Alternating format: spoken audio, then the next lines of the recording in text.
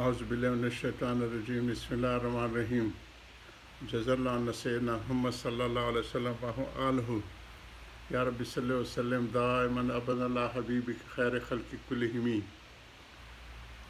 هو الحبیب الذی ترجى الشفاعة لكل حول من الاحوال مقتحم یا محمد توجہ بک الی ربک فی حاجت هذه لتکسلی فشفوا فی یا رب صلی وسلم دائما ابدا علی حبیبک خیر خلق کلہم اللہم صلی علی محمد عبدک و رسولک وصلی علی المؤمنین والمؤمنات والمسلمین والمسلمات جزا اللہ عنا سیدنا محمد صلی اللہ علیہ وسلم وآلہ یا رب صلی وسلم دائما ابدا علی حبیبک خیر خلق کلہم اللہم صلی علی محمد صلاة تنجینا بها من جمیع الاحوال والآفات وتكسر لنا بها جميع الحاجات وتطهرنا بها من جميع السيئات ترفعنا بها عندك أعلى درجات وتبلغنا بها أقصى الغايات من جميع الخيرات في الحياة وبعد الممات إنك على كل شيء قدير يا رب صل وسلم دائما أبدا على حبيبك خير خلق كلهم اللهم صل على محمد صلاة تنجينا بها من جميع الأحوال والآفات وتكسر لنا بها جميع الحاجات وتطهرنا بها من جميع السيئات وترفعنا بها عندك أعلى درجات وتبلغنا بها أقصى الغايات من جميع الخيرات في الحياة وبعد الممات إنك على كل شيء قدير. حضور صلی اللہ علیہ وسلم کی درود پاک کی مجلس ہے. اللہ تعالی ہمیں اس میں اپنی شان کے مطابق ہم اس کا اجر عطا فرمائیں. یا ربی صلی وسلم دائما ابدا علی حبیبک خیر خلق کلہم. اس میں ہمارے فیس بک وغیرہ کے جو نظام ہے اس کو ہم لوگ چلو شروع کرتے ہیں جی. جو ہوگا انشاءاللہ اس میں بہتری ہے. حضور صلی اللہ علیہ وسلم نے ایک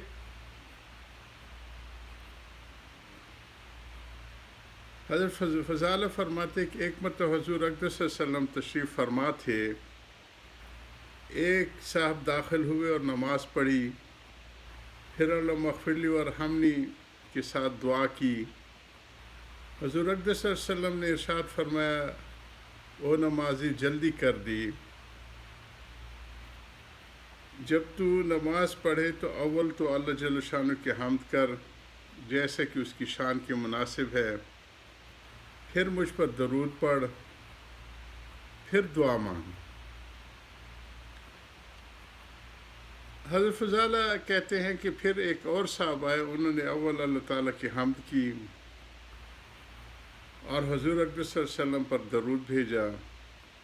آپ صلی اللہ علیہ وسلم نے اس صاحب سے یہ ارشاد فرمایا کہ اے نمازی اب دعا کر، تیری دعا قبول کی جائے گی. یہ مضمون بھی بکثرت روایات میں ذکر کیا گیا ہے. علامہ سخاوی رحمہ اللہ کہتے ہیں کہ درود شریف دعا کے اول میں، درمیان میں اور آخر میں ہونا چاہیے. علماء نے اس کے استحباب پر اتفاق نقل کیا ہے کہ یہ مستحب ہے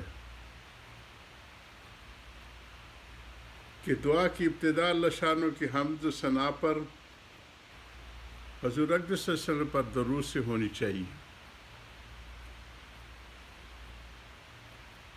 اور اسی طرح اس پر ختم ہونا چاہیے. اقلیشی کہتے ہیں کہ جب تو اللہ سے دعا کرے تو پہلے حمد کے ساتھ ابتدا کر، پھر حضور صلی اللہ علیہ وسلم پر درود بھیج، پھر درود شریف کو دعا کے اول میں، دعا کے بیچ میں اور دعا کے اخیر میں کر، اور درود کے وقت نے حضور صلی اللہ علیہ وسلم کے اعلیٰ فضائل کو ذکر کیا کر. اس کی وجہ سے تو مستجابہ دعوات بنے گا جن کی دعائیں قبول ہوتی ہیں، اور تیرے اور اس کے درمیان سے حجاب اٹھ جائے گا. صلی اللہ علیہ وسلم تسلیماً کثیراً کثیراً. حضرت جابر حضور اقدس صلی اللہ علیہ وسلم کا ارشاد نقل کرتے ہیں کہ مجھ کو سوار کے پیالے کی طرح سے نہ بناؤ۔ صحابہ نے عرض کی یا رسول اللہ سوار کے پیالے سے کیا مطلب؟ حضور صلی اللہ علیہ وسلم نے فرمایا کہ مسافر اپنی حاجت سے فراغت پر برتن میں پانی ڈالتا ہے اور اس کے بعد اس کو اگر پینے کی یا وضو کی ضرورت ہوتی ہے تو پیتا ہے یا وضو کرتا ہے، ورنہ پھینک دیتا ہے۔ مجھے اپنی دعا کے اول میں بھی یاد کر، وسط میں بھی، آخر میں بھی۔ علامہ سخاوی رحمہ اللہ کہتے ہیں کہ مسافر کے پیالے سے مراد یہ ہے، مسافر اپنا پیالہ سواری کے پیچھے لٹکایا کرتے ہیں۔ مطلب یہ ہے کہ مجھے دعا میں سب سے آخر میں نہ رکھو۔ یہ جب اونٹوں کے زمانے کی یا گھوڑوں کے زمانے کی سواریاں تھی اس زمانے کی ہیں، اب تو جدید سواریاں آ گئی ہیں اور جدید برتن آ گئے ہیں۔ مطلب یہ کہ مجھے دعا میں سب سے آخر میں نہ رکھو۔ یہی مطلب صاحب اتحاف نے شرح احیاء میں بھی لکھا ہے کہ سوار اپنے پیالے کو پیچھے لٹکا دیتا ہے، یعنی مجھے اپنی دعا میں سب سے آخر میں نہ ڈال دو۔ حضرت بن مسعود رضی اللہ عنہ سے بھی نقل کیا گیا کہ جب کوئی شخص اللہ سے کوئی چیز مانگنے کا ارادہ کرے تو اس کو چاہیے کہ اول اللہ تعالیٰ کے حمد و ثنا کے ساتھ ابتدا کرے، ایسی حمد و ثنا جو اس کی شان شاں ہو، پھر نبی کریم صلی اللہ علیہ وسلم پر درود بھیجے اور اس کے بعد دعا مانگے۔ بس اقرب یہ ہے کہ وہ کامیاب ہوگا اور مقصد کو پہنچے گا۔ حضرت عبداللہ بن یوسف رحمت رضی اللہ تعالیٰ سے حضور صلی اللہ علیہ وسلم کا ارشاد نقل کیا گیا ہے کہ دعائیں ساری کی ساری رکی رہتی ہیں یہاں تک کہ اس کی ابتدا اللہ تعالیٰ کی تعریف اور حضور صلی اللہ علیہ وسلم پر درود سے نہ ہو۔ اگر ان دونوں کے بعد دعا کرے گا تو اس کی دعا قبول کی جائے گی۔ حضرت انس رضی اللہ عنہ سے بھی حضور کا یہ ارشاد نقل کیا گیا کہ ہر دعا رکی رہتی ہے یہاں تک کہ حضور صلی اللہ علیہ وسلم پر درود بھیجے۔ حضرت علی کرم اللہ وجہہ سے بھی حضور صلی اللہ علیہ وسلم کے ارشاد نقل کیا گیا کہ تمہارا مجھ پر درود پڑھنا تمہاری دعاؤں کی حفاظت کرنے والے ہیں، تمہارے رب کی رضا کا سبب ہے۔ حضرت عمر حسن فرماتے ہیں کہ مجھے یہ بتایا گیا کہ دعا آسمان اور زمین کے درمیان معلق رہتی، اوپر نہیں چڑھتی، یہاں تک کہ حضور اقدس صلی اللہ علیہ وسلم پر درود پڑھے۔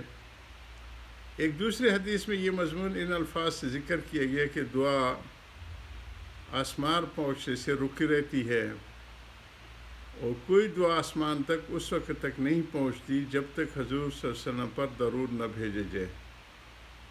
جب حضور صلی اللہ علیہ وسلم پر درود بھیجا جاتا ہے تب وہ آسمان پر پہنچتی ہے۔ حضرت عبداللہ بن عباس رضی اللہ عنہ سے نقل کیا گیا کہ جب تو دعا مانگا کرے تو اپنی دعا میں حضور صلی اللہ علیہ وسلم پر درود بھی شامل کیا کر، اس لیے کہ حضور اقدس صلی اللہ علیہ وسلم پر درود تو مقبول ہی ہے۔